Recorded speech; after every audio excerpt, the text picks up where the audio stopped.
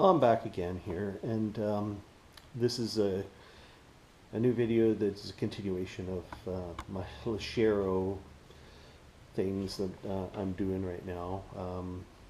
Behind me here is the replacement motor that'll be going in my 1986 Lesharo. This is the 2.2 liter Renault gas engine here. Yeah, it's in pretty good shape. It's supposed to have fairly low mileage on it, and was promised it ran.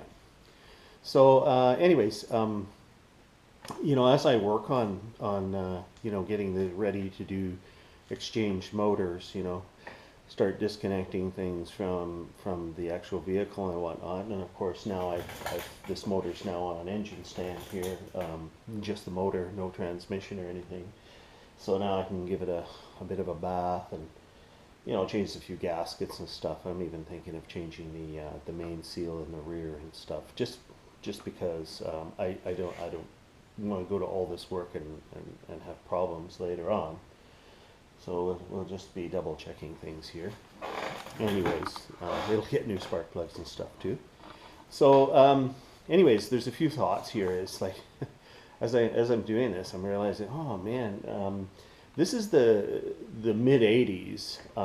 These vehicles are from, and I've done a lot of work on Japanese mid 80s things like trackers, and I'm driving a 1987 Mitsubishi Montero, which I have completely I stripped off all the electronic carburetor stuff, and I put just a regular good old Weber carburetor on it, and it runs so much better. So in the mid 80s, they were it seems like that was an era when they were trying to go for fuel economy and better performance and whatnot out of motors. And so they were, there was fuel injection was becoming a very common thing. And yep, this motor's got fuel injection on it. It's Bosch fuel injection, so they've obviously got it from the Germans. This is a Renault motor, so the French made it. And I'll tell you, it's very few of these motors ever made it past 66, maybe 70,000 kilometers. And I don't know, you got to ask yourself, like, why? Was there bad oil passages in the motor, and so things would heat up and journals would go, or what happened? Valves burn out. They're not an interference motor, so if your timing belt broke, you wouldn't be bending valves and stuff like that.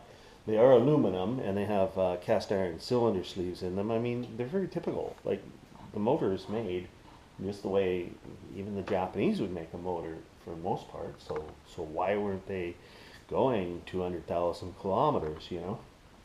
It's kind of weird. So I'm gonna baby this one here and see. I'm so curious. I've never driven a Lesharo, even though I own one, because the motor that I've got in there is a bad motor. When you start it up, you just want to turn it off right away. It makes so much noise. So anyways, it's coming out. This one's going in, and I really hope that I get to find out what this thing is all about. Now, the other thing that is on my mind is, like, Winnebago, who made these vehicles for I don't know, about 8 years or so.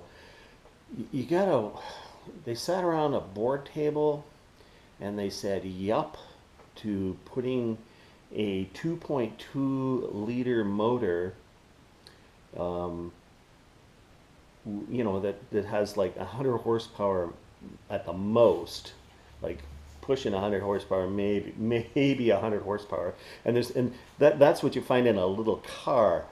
Anyways, and they're going to move and my motorhome weighs over 6,000 pounds, just a bit over 60, about 6,200 pounds. 6,200 pounds.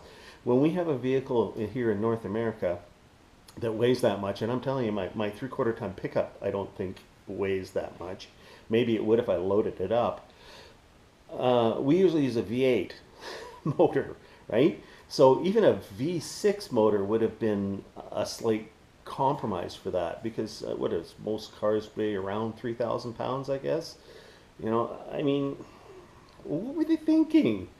That's crazy. Like, did they really figure that the Earth is flat? There's no hills, you know? Because really, that's um, that's so far underpowered. And we always, like, I drove old Volkswagen vans, which had like 40 or maybe 50 horsepower, you know, in the interior of British Columbia, and I'm telling you, it was quite a challenge.